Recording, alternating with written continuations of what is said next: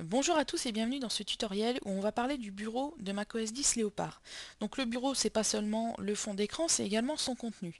Par exemple, si on crée deux nouveaux dossiers sur le bureau et qu'on aimerait savoir où est-ce qu'il se trouve exactement au niveau de l'arborescence du disque dur, on va aller dans Macintosh HD, dans Utilisateur et dans la maisonnette. Ou alors on va directement passer par le raccourci qui se trouve ici de la petite maison. Et on va trouver un dossier qui s'appelle Bureau. Et donc ce dossier contient ce qu'il y a sur votre bureau. Vous voyez, on retrouve les deux dossiers qu'on a créés tout de suite. Donc ça vous permet également de faire une sauvegarde de ce qu'il y a sur votre bureau directement en prenant ce dossier-là.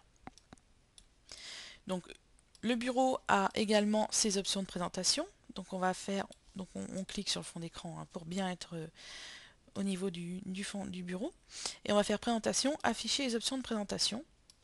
Donc vous avez la taille des icônes que vous pouvez changer, l'espacement de la grille. Donc si vous avez beaucoup d'éléments sur votre bureau, ce qui est quand même une chose à éviter, c'est intéressant de pouvoir régler l'espacement. La taille du texte, hein, donc toujours sous les icônes, donc ça va de 10 points à 16 points.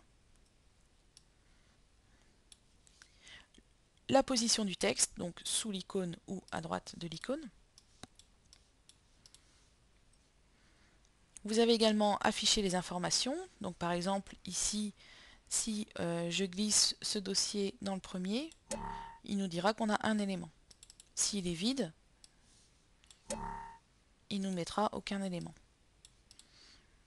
Vous avez également au niveau des disques durs donc l'espace total et l'espace libre. Bon, la traduction a été améliorée au niveau de macOS 10 Léopard en anglais, mais c'est pas encore ça, on n'y arrive pas tout à fait. Donc il y a une manip hein, pour changer cette petite phrase afin de voir exactement l'espace libre qui vous reste. Donc ça, vous pouvez rechercher sur internet cette option, cette petite manipulation pour pouvoir lire toute la phrase en fait. Hein.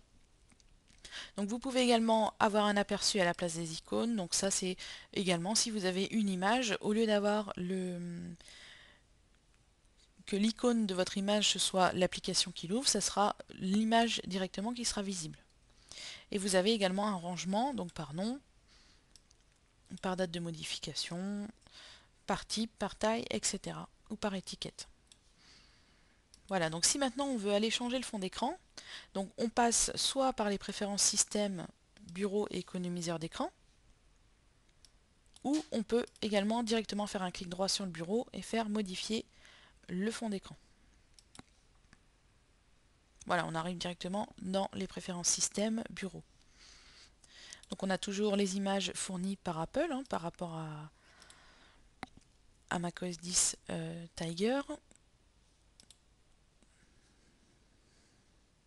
Et vous pouvez, avec le bouton plus, décider d'ajouter le dossier qui contiendrait des images de votre choix.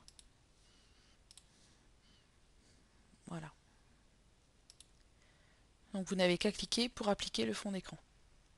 Vous pouvez également décider de changer d'image toutes les 30 minutes,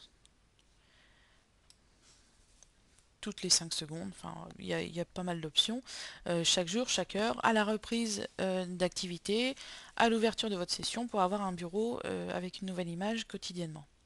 Et également avoir un ordre aléatoire hein, pour pas que les images se suivent et que vous deviniez quelle sera la prochaine image. Voilà, donc on va remettre le petit fond d'écran Rhino.